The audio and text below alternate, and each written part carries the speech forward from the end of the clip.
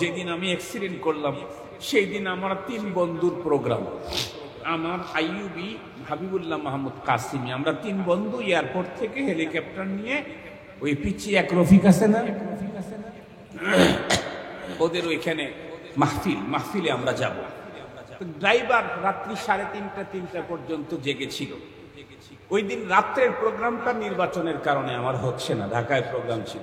তো আমি চিন্তা করলাম সিরাজগঞ্জ থেকে বাসে যাই, এয়ারপোর্টে নেমে আবার এয়ারপোর্টে কাপ্তার নিয়ে চলে যাব, কাপ্তার থেকে নেমে আবার বাসে চলে আসবো। তো আমি তো আসছি হেলিকপ্টার নিয়ে প্রোগ্রাম করতে যাব, আমার বাসা থেকে 20 কিলো দূরে আসতে পারি নাই। আসার পরে হঠাৎ করে গাড়িটা অ্যাক্সিডেন্ট করলো। আন-নসীবু ইউসীবু, আন-নসীবু ইউসীবু। আমি একদম পিছনের সিটে বসা ছিলাম, তখন একটু শীত ছিল, ডিসেম্বরের 30 তারিখ। তার 5 দিন আগে আমি আমার মাকে হারিয়েছি। 25শে ডিসেম্বর আমার আম্মা ইন্তেকাল করেছে। 4 দিন পরে 5ম দিন এই কোটটা আমার গায়ে, পরনে একটা জুব্বা, কিছু ছিল না, 2টা ফোন ছিল কাছে, চশমা ছিল। আসতেছি যে আমি আবার চলে আসবো। একটু খানিক আসার পরই ওভারটেক করতে লেগে একটা ট্রাকের পিছনে লাগাই দিল। আমি ছিলাম একদম পিছনে, আমি মোটামুটি আরামে বসে আছি, কারণ পিছনে একটু বাতাস লাগবে না। এক লোক একদম বাম পাশের সামনের সিটে বসা ছিল, বাম পাশের একদম সামনের সিটে। সে পিছনের দিকে তাকাইছে, আমারে দেখেছে, সে চলে গেছে আমার কাছে, এসে বলে, হুজুর আপনি পিছনে থাকবেন, আমি সামনে। হুজুর আমি আপনাকে খুব মহব্বত করি, আপনি আমার সিটে বসেন। আমি বললাম, না, ওখানে একটু বাতাস লাগবে, আমি একটু পিছনেই বসি। উনি বললেন, না হুজুর কেমন দেখায়, আপনি সামনে বসেন, পিছনে কষ্ট হবে, ঝাঁকি টাকি হবে। আমি বললাম, এখন আর ঝাঁকির রাস্তা নাই। বসতে চাইলাম না, কিন্তু লোকটা বারবার যখন বলতেছে, সে আমাকে এজাজ করতেছে, সে ইশার করতেছে, তো পরে আমি এখানে এসে বসলাম।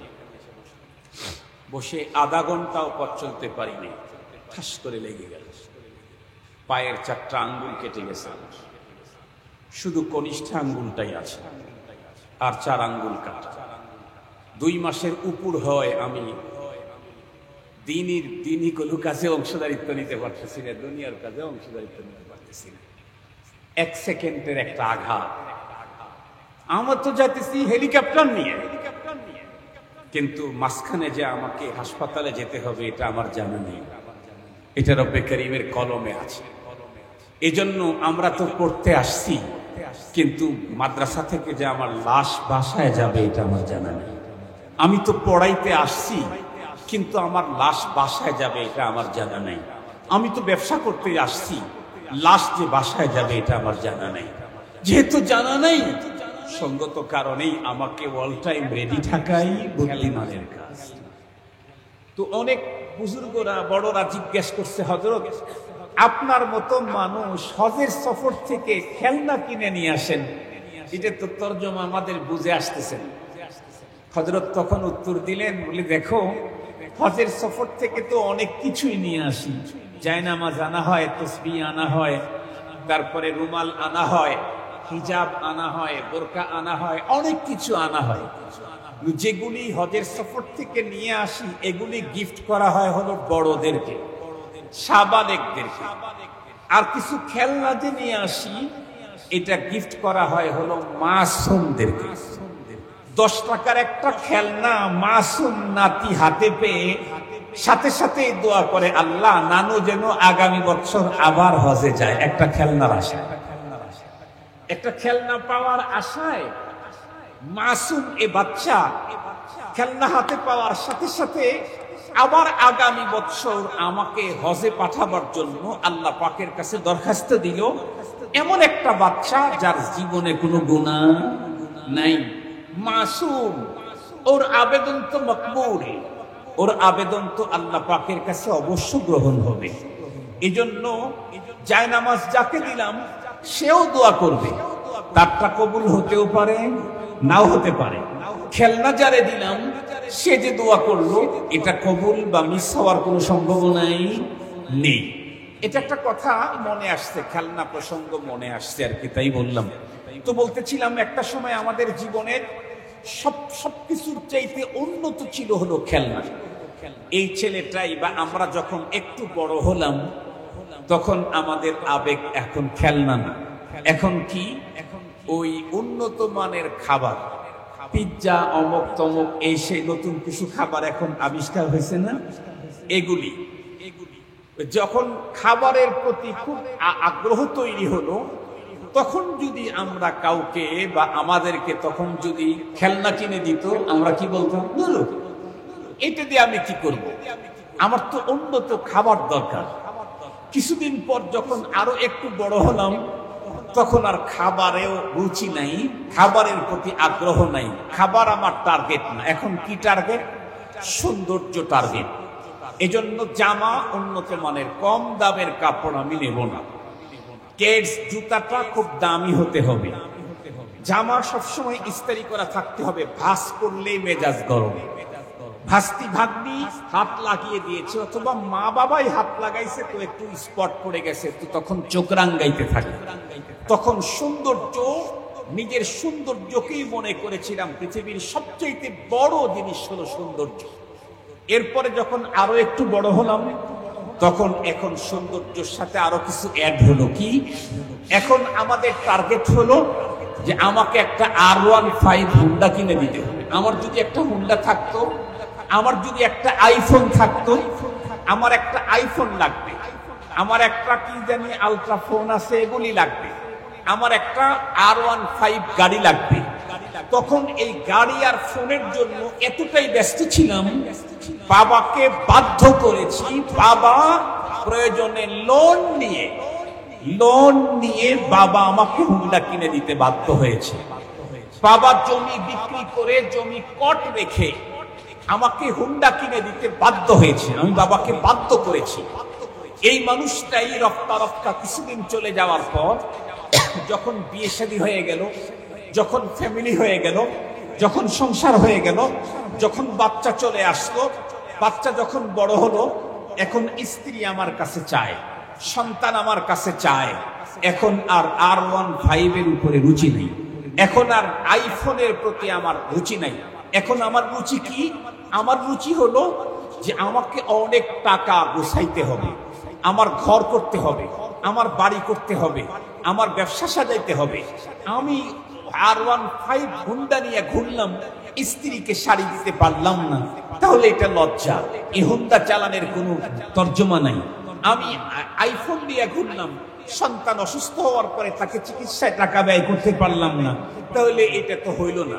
তখন সাথে সাথে ফিকির চেঞ্জ হয়ে গেল, এখন কি, ক্যারিয়ার করতে হবে, ক্যারেক্টার তৈরি করতে হবে, ক্যারিয়ার, বিশাল সমাজের ভিতরে আধিপত্য আমার থাকতে হবে, একটা অবস্থান তৈরি করতে হবে, অনেক টাকা লাগবে, অনেক গাড়ি লাগবে, অনেকগুলি বাড়ি লাগবে।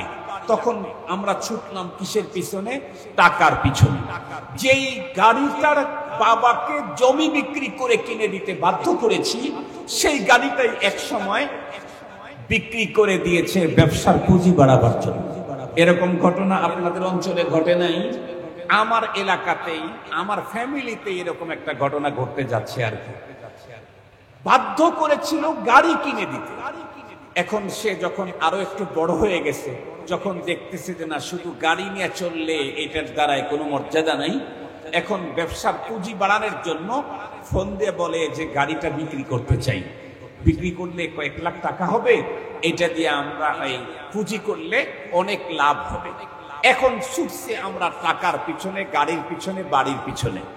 চলতে চলতে চলতে চলতে হঠাৎ করে যেদিন মালাকুল মউত আসবে, অনেক গাড়ি আমার, অনেক বাড়ি আমার, দেশে বিদেশে, ব্যাংকে টাকা না, ব্যাংকের মালিকানাই আমার। ব্যাংকে টাকা রাখছি তা, ব্যাংকের মালিকানাই আমার। একটা ব্যাংক না, অনেক ব্যাংক। মনে করেছিলাম ব্যাংক ব্যালেন্স, গাড়ি বাড়ি, এ সবগুলি আমার মূল। মালাকুল মউত যখন আসলো, জাকান্দানি যখন শুরু হলো, কষ্ট যখন শুরু হলো, তখন দেখি আমার এই কষ্টের সাথে পৃথিবীর কেউ শেয়ার করে, পৃথিবীর কেউ শেয়ার করে। মৃত্যুর যন্ত্রণা তো দেখি নাই, অ্যাক্সিডেন্ট করে একটু কষ্টে ছিলাম কিছুদিন। আমার পাশেই বসে আছে আমার ছেলে, সে বুঝতেইছে না যে আমার ভিতরে কত জ্বালা, কত যন্ত্রণা। পাশেই বসে আছে আমার স্ত্রী, সে আমার মাথায় হাত দিয়ে আছে, কিন্তু সে অনুধাবন করতে পারতেছে না আমার ভিতরের জ্বালাটা কত ভয়ঙ্কর। আমি তো তখন হাত উঠায় আল্লাহর কাছে বলতেছিলাম, আয় আল্লাহ, আমার যে কেমন লাগতেছে পৃথিবীর কেউ জানে না, তুমি জানো। আমার যে কত কষ্ট হচ্ছে পৃথিবীর কেউ বুঝে না, তুমি বুঝো। আর এই কষ্টকে সরানোর ক্ষমতা পৃথিবীর কারণেই তোমারই শুধু আছে। রব, তুমি আমাকে সাহায্য করো, তুমি আমাকে হেল্প করো, তুমি আমাকে রক্ষা করো। খুব ভালো করে বুঝবেন, এত কাছের বন্ধু, ঘুমাবার আগে লাস্ট ফোনটাই উনি আমাকে দিতেন। এত কাছের বন্ধু, ঘুম থেকে ফজরের টাইমে উঠে আমাকেই ফোন দিতেন। বলেন তো দেখি, স্ত্রী এতটাই আপন, বাবাকেও মানে নাই, মাকে মানে নাই, আমার সাথে চলে আসছে। সন্তান আমার জন্য পাগল। কিন্তু আমি যখন মরে যাব, আমার জানাজায় 2 লাখ মানুষ যদি উপস্থিত হতে পারে, 10 লাখ হতে পারে, কিন্তু কবরে কয়জন? কথা বলেন না কে ভাই, একটু বলেন না। কবরে কয়জন? কবরে আমি একা। নেই তো স্ত্রী যাবেন না, মা বাবা যাবেন না। দুঃখ বোঝার যোগ্যতাই মা বাবার নাই। বাবার দুঃখ ছেলে বোঝে না, ছেলের দুঃখ বাবা বোঝে না। সব বুঝেন কে? কথা বলেন না কেন? সব বুঝেন কে? আর এই সব সলভ করার ক্ষমতা, অধিকার পাওয়ার কার? কবরে আমি যাব, সেখানে আমার সাথে কবরে সাথী নেওয়ার সুযোগ আছে। তার মধ্যে একটা হলো আল্লাহ পাকের কোরআন। আল্লাহ পাকের কোরআনকে আমি সাথী করে কবরের সাথী বানাইতে পারবো, এই সুযোগটা আমার আছে। তো কবর আল্লাহর কোরআনকে যদি আমার সাথী করতে চাই, তাহলে সম্পর্ক কার সাথে করা লাগবে? আমার গাড়ি দিয়ে যদি আপনি এয়ারপোর্ট পর্যন্ত যেতে চান, তাহলে আমার ড্রাইভারের সাথে সম্পর্ক করে লাভ নাই, আমার সাথে সম্পর্ক করতে হবে। মুহতারাম হাজিরিন, আল্লাহর কোরআনকে যদি কবরে সাথী পেতে চাই, তো আল্লাহর সাথে সম্পর্ক করা লাগবে। মুহতারাম হাজিরিন, আল্লাহ পাকে পৃথিবীতে আমাদেরকে পাঠিয়েছেন মূলত তার সাথে সম্পর্ক করে জান্নাতটা জিতে নেওয়ার জন্য। কি জেতার জন্য বলেন তো দেখি? জান্নাত জিতার জন্য। এই পৃথিবীতে যে আমাদেরকে আল্লাহ তাআলা পাঠাইছেন, এই সিরিয়ালি আসতেছে কোটি কোটি মানুষ, আবার সিরিয়ালি চলে যাচ্ছেন। বিশ্ব নবীজি উনিও চলে গেছেন, সমস্ত নবী রাসূলগণ চলে গেছেন, সমস্ত সাহাবায়ে কেরাম চলে গেছেন, সমস্ত তাবেঈন, তাবে তাবেঈন চলে গেছেন। আমরাও, কথা বলেন না কেন, আমরাও মরে যাব। 3 কাপড়ে আমাদেরকে পেছাবে, কবরের অন্ধকার ঘরে আমাদেরকে রেখে আসবে, একা একা একা। নেই সেখানে কেউ, নেই কোনো সাথী। সেই জগতে পরপারের মূল জীবনে আমি যদি সফলতা অর্জন করতে চাই, তাহলে রব বলেছেন তোমাকে জাহান্নাম থেকে মুক্তি পেয়ে জান্নাতে ঢুকে যেতে হবে। তাহলে তুমি পরপারের জীবনে সফলতা অর্জন করতে পারবে, আর তুমি প্রকৃত সফল হবে। আমি পরপারের জীবনে জাহান্নাম থেকে মুক্তি পেয়ে জান্নাতে ঢুকবো কেমনে? আল্লাহু আকবার।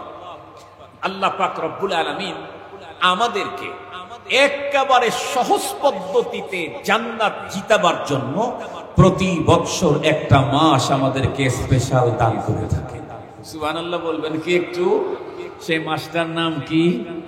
একটু জোরে বলেন, সে মাসের নাম কি? রমজান। রমজান কেন আসে প্রতি বৎসর? রমজান আসে প্রতি বৎসর আল্লাহ তার বান্দাদেরকে জান্নাত জিতায় দেওয়ার জন্য। আমরা জান্নাত জিতব, এজন্য রমজান আল্লাহ তাআলা পাঠায় দেন। জান্নাত আল্লাহ তার বান্দার কাছে বিক্রি করার জন্য রমজান পাঠান। আপনাদেরকে সহজে বুঝবার জন্য একটা মিসাল দিলে বুঝবেন। চট্টগ্রামের মানুষ মিসালটা একটু কম বুঝতে পারেন, কারণ আপনারা তো বিদেশি থাকেন, বেশি টাকার মালিক। আলহামদুলিল্লাহ, আপনারা অনেক অর্থনৈতিক দিক থেকে, শিক্ষা দীক্ষার দিক থেকে অনেক উঁচু। এরপরেও হয়তো বুঝবেন, আমাদের দেশে মানুষ যারা গরু লালন পালন করে, এরা 2 কারণে করে। একটা হলো দুধ বিক্রি করে, আর একটা হলো মোটাকরণ, গরুকে মোটা করে এখান থেকে বেনিফিট নিতে চায়। তো যারা গরুকে মোটাকরণ করে, যারা ব্যবসা করে, এরা দেখবেন এদের মূল টার্গেট থাকে হলো কোরবানি। ঠিক বললাম? গরুর বিষয়টা আপনারা লক্ষ্য করে দেখবেন, গ্রামগঞ্জের খুব গরিব মানুষ, যারা অনেক বড় ফার্ম করেছে, অনেক গ্রুপের মালিক, তাদের কথা বাদ। গ্রামগঞ্জের কিছু অসহায় মানুষ সারা বছর কষ্ট করে একটা গরু লালন করে, কেন? এখান থেকে হয়তো 50,000 টাকা তার একটা সম্পদ আসবে। এদেরকে আমরা দেখেছি নিজেরা মাথায় সুন্দর সাবান দেয় না, কিন্তু গরুরে গোসল করায় শ্যাম্পু দিয়ে। দেখছেন কি আপনারা জীবনে কোনোদিন দেখেছেন? আমি রাইতুবি আইনাই, আমি আমার এই দুই চোখ দিয়ে দেখে বলতেছি, কারণ আমি তো উত্তরবঙ্গের মানুষ। তো এই গরুটা লালন করতে করতে করতে করতে এক সময় দেখা গেল কি, গরুর জন্য মালা তৈরি করছে, কিছু ঝুল বানাইছে গরুর জন্য। এক গরুকে সুন্দর মালা পরায়া, ইসের গজের উপর দিয়ে লেস পর্যন্ত ঝুল লাগায়া, অনেক কিছু লাগায়া যখন পথ চলা শুরু করে, তখন কি বোঝা যাবে? মালিক গরুটাকে বিক্রি করে দেবে। ঠিক বললাম না? ঠিক বললাম? সারা বছর গরুরকে মালা পরালো না, সারা বছর গরুর জন্য মালা বানানো না, আজকে মালা তৈরি করেছে, ঝুল তৈরি করেছে, তার মানেই মালিক এই গরুটা রাখবে না, বিক্রি করে দেবে। রব্বুল আলামিন রমজান মাসকে উপলক্ষ করে জান্নাতকে আল্লাহ তাআলা সাজাইতে থাকেন 1 বছর ধরে। সুবহানাল্লাহ বলবেন কি একটু? এটা হাদিসে পাকের মধ্যে আছে, হাদিসে পাকের মধ্যে এসেছে, রমজান উপলক্ষ করে আল্লাহ পাক জান্নাত সাজাইতে থাকেন। পদস্থ ফেরেশতারা নিম্ন পদের ফেরেশতাদেরকে দিয়ে কাজ করায়, এত বেশি মনোনিবেশ দিয়ে কাজ করেন ফেরেশতারা, খুব বেশি মনোনিবেশ দিয়ে কাজ করতে করতে, রং চং লাগাইতে, জান্নাতরা সুসজ্জিত করতে করতে, হঠাৎ করে একদিন তাদের কানে চোখে মুখে নতুন এক জিনিস দেখতে পায়। কি? হঠাৎ এক খুব মনোমুগ্ধকর সুন্দর বাতাস। সেই বাতাসের কারণে জান্নাতের কি বলে দরজা জানালার খিড়কিগুলি, শিকলগুলি নাড়া পায়। এত মনোমুগ্ধকর সুন্দর সুরের আবৃত্তি ঘটে। কর্মরত ফেরেশতারা পদস্থ ফেরেশতাদেরকে জিজ্ঞেস করে, কি হলো আজকে, কি হলো আজকে? পদস্থ ফেরেশতারা তখন কর্মরত ফেরেশতাদেরকে বলে, বুঝো না, সারা বছর ধরে রব্বুল আলামিন জান্নাতটাকে যেই মাসের উপলক্ষ করে সাজাইতেছিলেন, আজকে পৃথিবীর আকাশে সেই মাসের চাঁদ উদয় হয়েছে। রব বছর ব্যাপী জান্নাত সাজাইতে থাকেন রমজানকে টার্গেট করে। তার মানে রমজান এলেই আল্লাহ তার বান্দাদেরকে জান্নাত জিতায়া দিবে। আমার রাসূল সেই কথাটাই বলেছেন, হুয়া শাহরুস সাবর ওয়াস সাবর সাওয়াবুল জান্নাহ। রাসূল করিম সাল্লাল্লাহু আলাইহি ওয়াসাল্লাম বলেছেন, হুয়া শাহরুস সাবর ওয়াস সাবর সাওয়াবুল জান্নাহ। এটা সবরের মাস, আর সবরের প্রতিদান কি বলেন? একটু জোরে বলেন না। এই হাদিসের ভিতরে জান্নাত আছে। অন্য কোরআন শরীফের আয়াতের মধ্যে আছে, ধৈর্যশীলকে আল্লাহ পাক দিবেন হিসাব ছাড়া। আল্লাহু আকবার বলেন। মুহতারাম হাজিরিন, আমি আর লম্বা আলোচনা করতে চাই না, আমার সার কথা হলো একটা, আমরা পৃথিবী থেকে প্রত্যেকেই বিদায় নেব।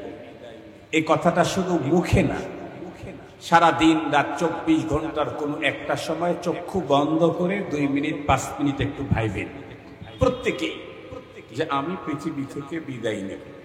আমার ছেলে, আমার আপনজন, আমার ফ্রেন্ড সার্কেল, বন্ধু, শুভাকাঙ্ক্ষী সবাই আমার জন্য অনেক দোয়া, চেষ্টা, তদবির, ডাক্তার আসবে, কিন্তু লিকুল্লি উম্মাতিন আজাল ইদা জাআ আজালুহুম লা ইস্তাখিরুনা সাআ, 1 সেকেন্ড আমাকে দেওয়া হবে না।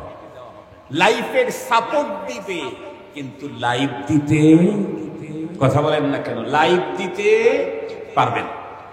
লাইফের সাপোর্ট দিবে, লাইফ দেওয়ার ক্ষমতা পৃথিবীর কারো নেই। যখন দুনিয়া থেকে চলে গেলাম, কাপড়ের 3 কাপড়ে প্যাকেট করে আমাকে কবরে রেখে আসলো। একাকীর ঘর, কেউ নেই, কোনো সাহায্যকারী সেখানে পাওয়া যাবে না। আমি খুব চিল্লাইতে থাকলে, আমার সন্তান কবরের উপরে দাঁড়ায় থাকলেও আমার চিল্লানি শোনার জানার কোনো ব্যবস্থা নেই। সঙ্গত কারণে দুনিয়া থেকেই আমাকে এমন কিছু করে যেতে হবে যাতে একাকীর ওই ঘরে আমাকে চিল্লানি দিতে না হয়, আমার সেখানে যাতে কষ্ট না হয়, আমার পরপার যাতে বরবাদ না হয়, আমার আখিরাত যাতে নষ্ট না হয়, এমন কাজ আমাকে দুনিয়া থেকে করে যেতে হবে। রব্বে করিম বড় আদর করে তৈরি করে জান্নাত সাজায় রাখছেন আমাদেরকে জান্নাতে দিবার লেগে, কিন্তু আমরা তো জান্নাতের পথের দিকে আগাই না। তো রব্বে করিম এরপরে তার বান্দাদের প্রতি এক্সেস অনুগ্রহ করে রমজান পাঠায়া দিলেন। সারা বছরে জান্নাত কামাই করতে পারো নাই, এই রমজান পাঠাইলাম। আপনাদের একটা মিসাল দিলে বুঝবেন। ঢাকা শহরে ইন্টারন্যাশনাল বাণিজ্য মেলা হয় না, আন্তর্জাতিক বাণিজ্য মেলা হয় না? আপনারা দেখেন বাণিজ্য মেলাতে এমন কিছু জিনিস পাওয়া যায় যা সারা ঢাকাতে খুঁজে অন্য সময় কোনো দোকানে মিলে না, দামেও কম। ওই জিনিসটা অন্য কোনো দোকানে আপনি পাবেন না, ওইটা বাণিজ্য মেলাতে পাওয়া যায়। এ সরকার বৎসরে একবার বাণিজ্য মেলাকে করে মানুষকে আনকমন জিনিস দেওয়ার ব্যবস্থা করে দিয়েছে অল্প দামে। রব্বে কারীম সারা বছর আমার আর আপনার মতো দুনিয়াদার জান্নাত খরিদ করতে পারি নাই, এজন্য রব বাণিজ্য মেলা শুরু করে দিয়েছেন রমজান দিয়ে। আমার সাথে বাণিজ্য কর, অল্পতেই জান্নাত জিতবি, যেটা আর 11 মাসে তোমার পক্ষে সম্ভব নয়। আর 11 মাসে এত সহজে তুমি জান্নাত খরিদ করতে পারবা না, রমজানে তুমি যেইভাবে পারবা। আল্লাহ পাক আমাদেরকে দিয়েছেন। তো আমাদের দেশের বাণিজ্য মেলায় যাওয়ার জন্য যারা কিনতে পারে তারা তো যায়, যারা কিনতে পারে না তারাও তো দেখতে যায়। রব যেটা দিলেন এটার জন্য তো আরো বেশি হুমড়ি খেয়ে পড়া দরকার, এর চাইতে আরো বেশি উন্মাদ হওয়া দরকার, এর চাইতে আরো বেশি উৎকণ্ঠায় থাকা দরকার। আমাদের বুজুর্গদেরকে আমরা দেখেছি, বুজুর্গদের কথা আমরা শুনেছি যে রব্বে কারীমের এই মেলা, এই ছাড় 1 মাস, এটা যাতে একটু চুল পরিমাণ আমার লস না হয়, এজন্য আমাদের বুজুর্গরা রমজান আসারও 10 দিন আগ থেকে পরিবার পরিজনকে ত্যাগ করে আল্লাহর বান্দা আল্লাহর ঘরে ঢুকে পড়ত। 40 দিনের ইতিকাফ আমাদের বুজুর্গদেরকে আমরা দেখেছি, বুজুর্গদের ব্যাপারে আমরা শুনেছি। কেন এমন অফার রব্বে কারীম রমজানে দিচ্ছেন, যার একটা যদি আমার থেকে খোয়া যায় সারা জিন্দেগীর সব অর্জন দিয়েও ওই একটার ভর্তুকি সম্ভব না। আমি আজকে যখন আসতেছিলাম, আমি তো ওই যে আপনারা দেখলেন আমি এখনো হাঁটতে পারি না। দোয়া করেন আল্লাহ তাআলা যেন 2-4-10 দিনের ভিতরে আমাকে নিজে চলার একটা ব্যবস্থা করে দেন, দোয়া করেন। তো আমি ড্রাইভার আসতেছিল, গাড়ি চালাইতেছিল, সব জায়গায় তো গাড়ি পার্ক করা যায় না, যেখানে সেখানে দাঁড়ানো যায় না, জ্যাম খুব বেশি। তা আমি একবার বললাম ড্রাইভারকে, দাঁড়াও নামাজ পড়ায়, মাগরিবের নামাজ। ড্রাইভার যাচ্ছে, রাস্তা পাচ্ছে না, স্কোপ পাচ্ছে না। এরপরে বললাম, আরে ভাই আমাকে নামাজ পড়ায়। এরপরেও চলতেছে, ও খুঁজতেছে। পরে আমি বললাম, দেখো জীবনের 1 ওয়াক্ত নামাজ যদি নষ্ট হয়, আর আল্লাহ যদি আমাকে 100 বছর হায়াত দেন, 100 বছর হায়াতে যদি আমি দুনিয়ার অর্জন করতে করতে করতে করতে এদেশ এবং বিদেশের অনেক কিছু অর্জন হয়, তবু 1 ওয়াক্ত নামাজ নষ্ট হলে যে ক্ষতি হবে তার সমান আমার পুরা জীবনের ইনকাম দিয়েও, পুরা জিন্দেগির ইনকাম দিয়েও 1 ওয়াক্ত ফরজ সালাতের তালাফি সম্ভব না। মুহতারাম হাজিরিন, এজন্য আমার আখিরাত যদি নষ্ট হয় তো আমার সব শেষ হয়ে গেল। এমন কিছু কাজ করব না, এমন কথা বলবো না, এমন পথে চলবো না, যে কথা বললে, যে পথে চললে, যে কাজ করলে আমার আখিরাত বরবাদ হয়। আমি ওই লোকের সাথেই চলবো না যার সাথে চললে আমার আখিরাত নষ্ট হয়। আমি ওই লোকের সাথেই চলবো না। রাজি আছি তো ইনশাআল্লাহ? রাজি আছি তো ইনশাআল্লাহ? এখনই মরণ হতে পারে, আসছি বাসার থেকে যেতে পারবো। যেদিন আমি অ্যাক্সিডেন্ট করলাম সেই দিন আমার 3 বন্ধুর প্রোগ্রাম, আমার আইয়ুবি, হাবিবুল্লাহ মাহমুদ কাসিমি, আমরা 3 বন্ধু এয়ারপোর্ট থেকে হেলিকপ্টার নিয়ে ওই পিচি এক রফিক আছে না, ওদের ওইখানে মাহফিলে আমরা যাব। ড্রাইভার রাত্রি 3:30 পর্যন্ত জেগেছিল। ওই দিন রাত্রের প্রোগ্রামটা নির্বাচনের কারণে আমার হচ্ছে না, ঢাকায় প্রোগ্রাম ছিল।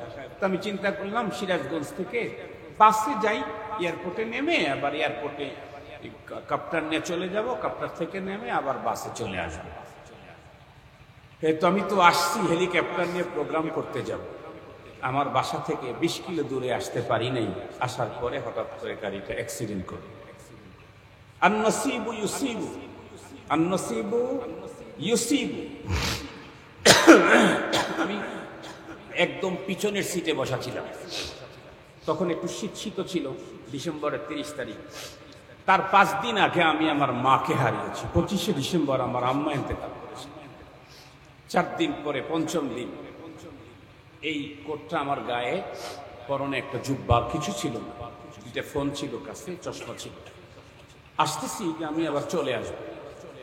একটু খানিক আসার পরই ওভারটেক করতে লেগে একটা ট্রাকের পিছনে লাগাই দিল। আমি ছিলাম একদম পিছনে, আমি মোটামুটি আরামে বসে আছি, কারণ পিছনে একটু বাতাস লাগবে না। এক লোক একদম বাম পাশের সামনের সিটে বসা ছিল, বাম পাশের একদম সামনের সিটে। সে পিছনের দিকে তাকাইছে, আমারে দেখেছে, সে চলে গেছে আমার কাছে, এসে বলে, হুজুর আপনি পিছনে থাকবেন, আমি সামনে। হুজুর আমি আপনাকে খুব মহব্বত করি, আপনি আমার সিটে বসেন। আমি বললাম না, ওখানে একটু বাতাস লাগবে, আমি একটু পিছনেই বসি। উনি বললেন, না হুজুর কেমন দেখায়, আপনি সামনে বসেন, পিছনে কষ্ট হবে, ঝাঁকিটাকি হবে। আমি বললাম এখন আর ঝাঁকির রাস্তা নাই। বসতে চাইলাম না, কিন্তু লোকটা বারবার যখন বলতেছে, সে আমাকে এজাজ করতেছে, সে ইশারা করতেছে, তো পরে আমি এখানে এসে বসলাম। বসে আধা ঘন্টাও পথ চলতে পারিনি, ঠাস করে লেগে গেল। পায়ের 4টা আঙ্গুল কেটে গেছে, শুধু কনিষ্ঠ আঙ্গুলটাই আছে, আর 4 আঙ্গুল কাটা। 2 মাসের উপর হয় আমি দিনই কোনো কাজে অংশদারিত্ব নিতে পারতেছি না, দুনিয়ার কাজে অংশদারিত্ব নিতে পারতেছি না। 1 সেকেন্ডের একটা আঘাত। আমরা তো যাইতেছি হেলিকপ্টার নিয়ে, কিন্তু মাঝখানে যে আমাকে হাসপাতালে যেতে হবে এটা আমার জানা নেই, এটা রব্বে করিমের কলমে আছে। এজন্য আমরা তো পড়তে আসছি, কিন্তু মাদ্রাসা থেকে যে আমার লাশ বাসায় যাবে এটা আমার জানা নেই। আমি তো পড়াইতে আসছি, কিন্তু আমার লাশ বাসায় যাবে এটা আমার জানা নেই। আমি তো ব্যবসা করতে আসছি, লাশ যে বাসায় যাবে এটা আমার জানা নেই। যেহেতু জানা নেই, সঙ্গত কারণেই আমাকে অল টাইম রেডি থাকাই বুদ্ধিমানের কাজ।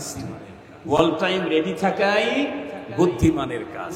আমি আপনাদেরকে এই আহ্বানটাই জানাবো, আল্লাহ পাক আমাদেরকে দিয়ে আমরা আর জীবনে কোনো দিন ওই পথে চলবো না, ওই কথা বলবো না, ওই কাজ করব না যেগুলি করলে আমার পরপার নষ্ট হবে। রাজি আছি ইনশাআল্লাহ? যেই কাজ করলে, যেই কথা বললে, যেই পথে চললে আমার পরপার নষ্ট হবে, আমি সে কাজ করব না। আল্লাহ আপনি আমাদেরকে তৌফিক দান করেন, আল্লাহ আপনি আমাদেরকে তৌফিক দান করেন।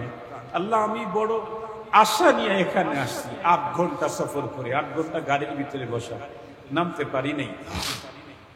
আসছি কেন?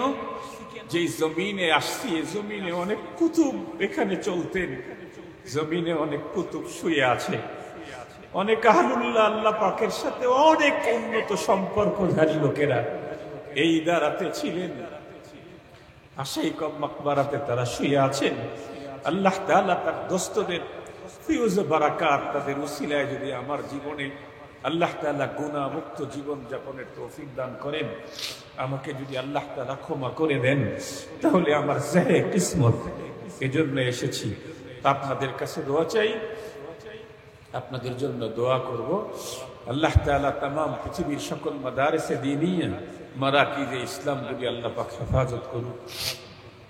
অ্যাক্সিডেন্টের পরে ওলামায়ে কেরাম আসছে, আমি শুধু একটা কথাই বলতেছিলাম যে আমার অ্যাক্সিডেন্টে আমি কাঁদি না, কারণ তখন ব্যথা শুরু হয় না।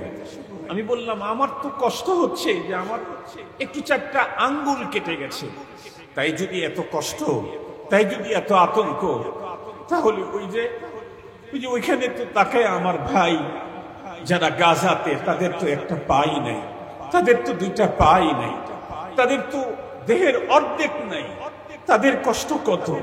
तमाम পৃথিবীর মজলুম মুসলমানদের অবস্থা কত জটিল, কত কঠিন। আল্লাহ পাক যেন तमाम পৃথিবীর মজলুম মুসলমানদেরকে যেন মদত করেন।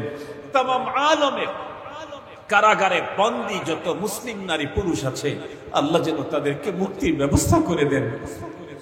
বিল খুসুস বাংলাদেশের কারাগারে যারা বন্দী আছেন, আল্লাহ তাআলা তাদের সবাইকে যেন আল্লাহ তাআলা মুক্তির ব্যবস্থা করে দেন। একটু আমিন বলেন, আমিন বলেন। আমি অ্যাক্সিডেন্টের পরে দিনের অবস্থা এতটাই ছিল, আমি আল্লাহকে বলছি, আল্লাহ তুমি তোমার বান্দা বান্দীদেরকে দুর্ঘটনা এবং দুরারোগ্য থেকে হেফাজত করো। হোক আমার দুশমন, তাকেও তুমি দুরারোগ্য দিও না, তাকেও তুমি দুর্ঘটনায় আল্লাহ তাআলা তুমি ফেলো না। মুহতারাম হাজিরিন, মানুষের জীবনে যখন কোনো বিপর্যয় আসে, কষ্ট আসে, দুঃখ আসে, বিল খুসুস মানুষটা যখন পরনির্ভরশীল হয়, নিজের কাজ নিজে করতে না পারে, এই মানুষটা যে কত বড় অসহায়, আমি হাদিস পড়েছি, পড়াইছি, আমার হাকিকত বুঝে আসে নাই। অসুস্থ হয়ে যখন আর একজন ছাড়া আমি টয়লেটে যেতে পারি না, পেশাব করতে পারি না, ওযু করতে পারি না, তখন আমার কিছু হাদিসের হাকিকত বুঝে আসে।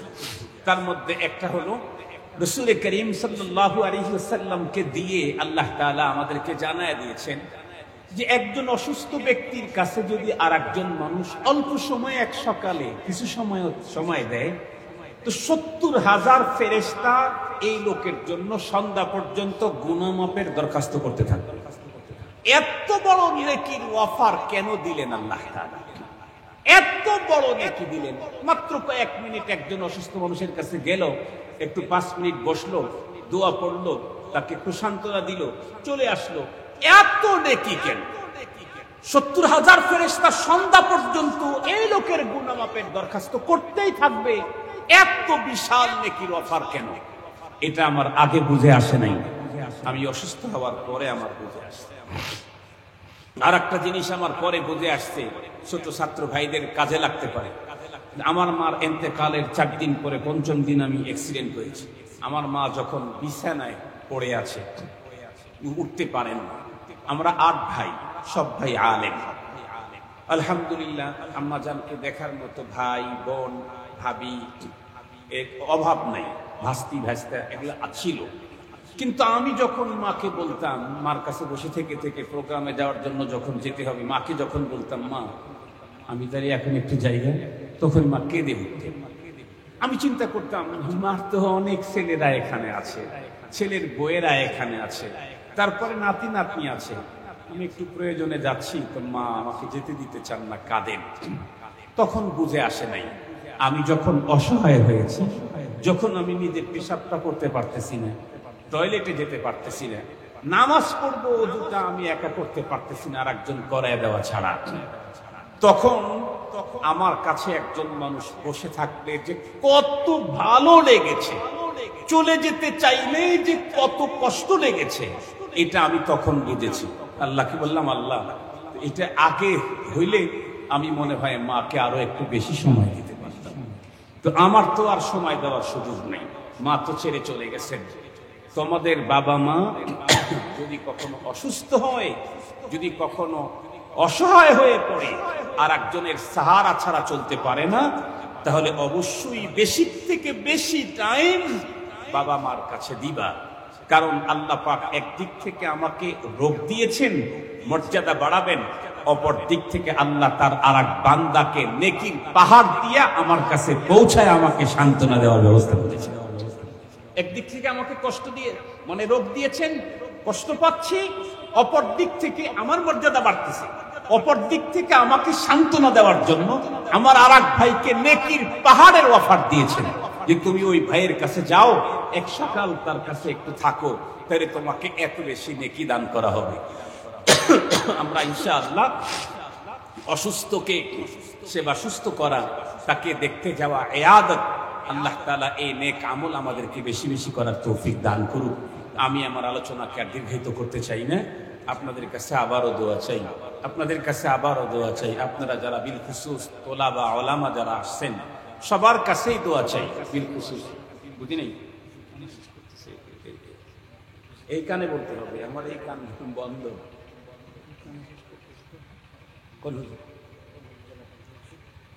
তখন বলছে 5 মিনিট, এরপর এই জন্য কেয়ার দিয়ে দেন, অসুস্থ মানুষ। মোহতারাম হাজিরিন, আমি তো এমনি অসুস্থ। একবার বলছে 5 মিনিট, তখন থেকে আমি 5 মিনিট কথা বলছি। তো আমি আপনাদের কাছে দোয়ার জন্য আসছি। ইনশাআল্লাহ দোয়ার সময় মনে থাকবে তো? ইনশাআল্লাহ আমি আপনাদের জন্য দোয়া করি, দোয়া করব। আমাকে আমাদের এক বড় আমাদেরকে শিখাইছেন, বলে আপনি আপনার ছেলের জন্য অনেক দোয়া করতে গেলে অনেক সময় লাগবে, একটা ছোট দোয়া করেন। কি?